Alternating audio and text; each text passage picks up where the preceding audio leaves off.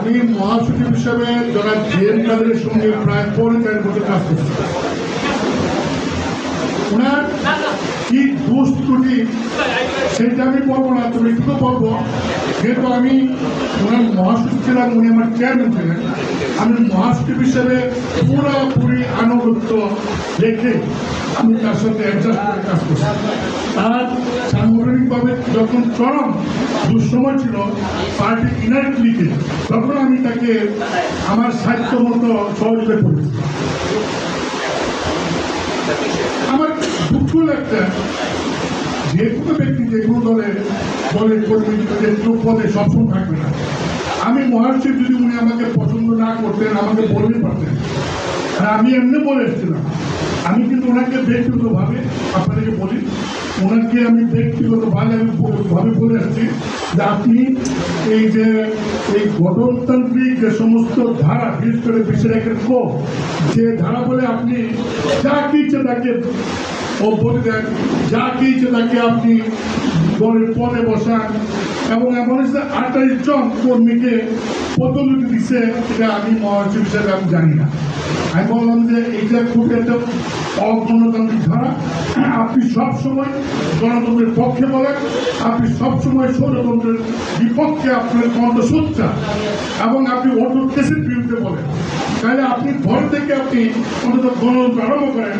এই গণতন্ত্রের যে 20 ক, আমি বিএনপি, আওয়ামী লীগ সহ বাংলাদেশে অনেক রাজনৈতিক দলের গণতন্ত্র কালেকশন করে আমি দেখলাম এই ধরনের কোনো ধারা অন্য কোনো দলের গণতন্ত্রে নাই।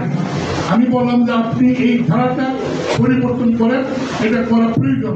আমি আপনার সাথে থাকি না থাকি।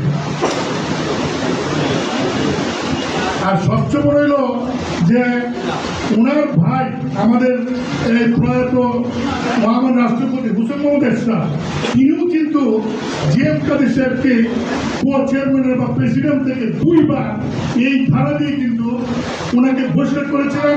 সেদিন কিন্তু জেএম কাদের সাহেব এই ধারাটাকে এই অ্যামেন্ডমেন্ট করার জন্য তিনি কিন্তু বক্তব্য রেখেছিলেন। আজকে যখন আমরা বলছি এরকম তিনিও কিন্তু বলছেন, তারপরও এই ধারাটা তিনি পরিবর্তন করেন না। ঠিক আছে, পরিবর্তন করেন নাই।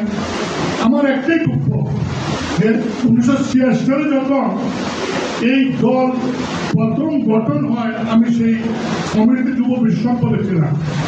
86 পরে 86 আমি এমপি হই, 87 আমি ডেপুটি মিনিস্টার হই। আমি যখন এমপি মন্ত্রী, তিনি তখন একটি আধা সরকারি কর্পোরেশনের ম্যানেজার বা ডেপুটি ম্যানেজার বা জেনারেল ম্যানেজার। তিনি 86 পরে দল হয়, তার 10 বছর পর 96 দেশে তিনি জাতীয় পার্টিতে জয়েন করেন। তাকে নেতা হিসেবে মান্য করা রাজনৈতিকভাবে কোনো কোয়ালিটি আমার চেয়ে বেশি নাই, এমন কোনো কেরিয়ার নাই ওনাকে আমি নেতা মানব।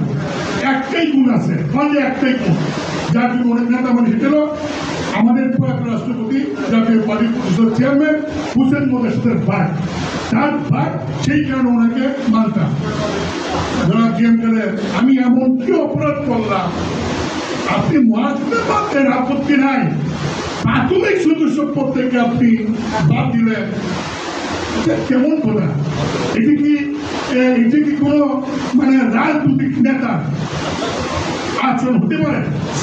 যে লোকটি আমি 86 থেকে 40 বছর 50 বছর যাবৎ এই দলের ব্যারিস্টার আনিসুল মাহমুদ যখন 79 এমপি এবং একটি বড়ের মন্ত্রী, তখন কিন্তু জেএম কাদের সাহেব এস্টেট ম্যানেজার ছিলেন, জাস্ট একজন এস্টেট ম্যানেজার। আমাদের সাহেব যখন ডেপুটি মিনিস্টার 79-80-তে, তখন জেএম কাদের সাহেব ম্যানেজার ছিলেন। তারপরেও তারা নিঃশর্তভাবে আপনাকে চেয়ারম্যান করছে, কারণ আপনি এরশাদের ভাই।